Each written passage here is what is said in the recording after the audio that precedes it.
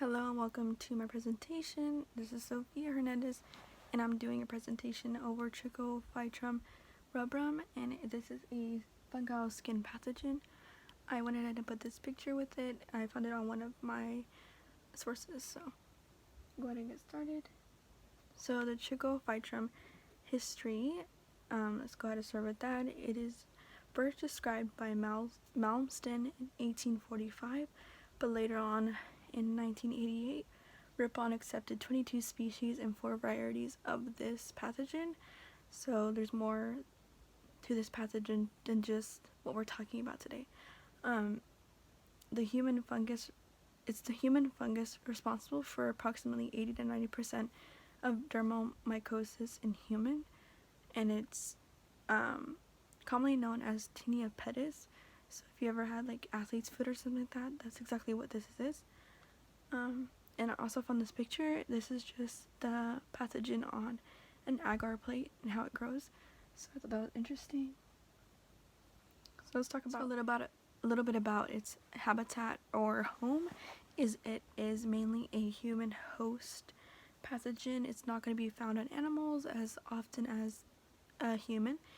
So it is mainly focused on the feet area.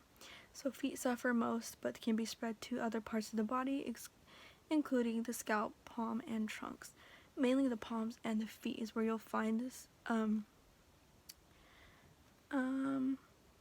Lack of hygiene and health is where this will kind of hit you most.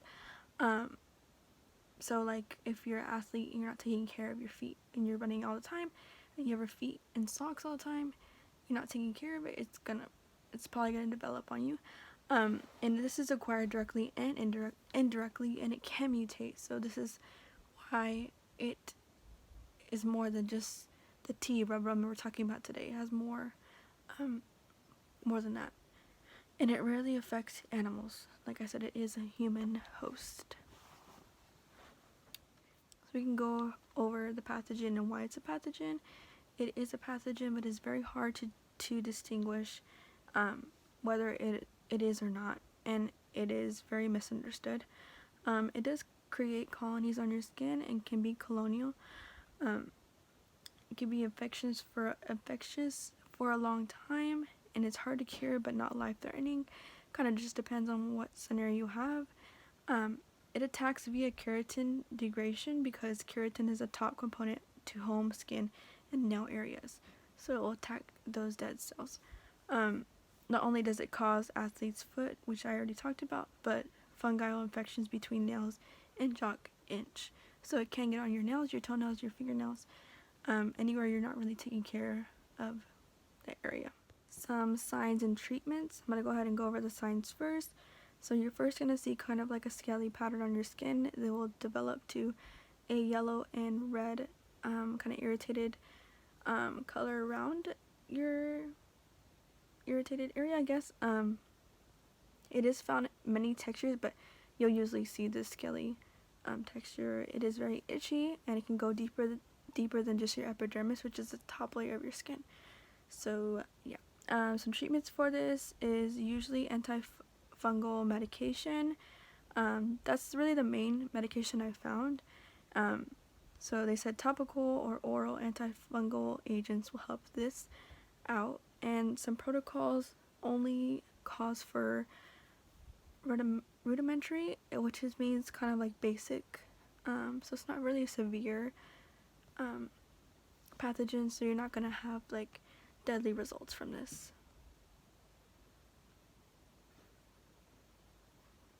And also just some current. So I found this article about how they're experimenting keratin gene expression tested in Trichophyton Rubrum. So they kind of were like trying to see like what was happening there, I guess.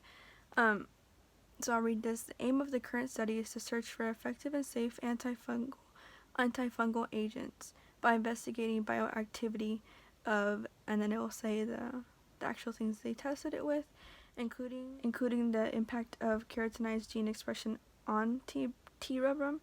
So the outcome was it kind of downregulated effects on keratinase gene expression of T. rubrum.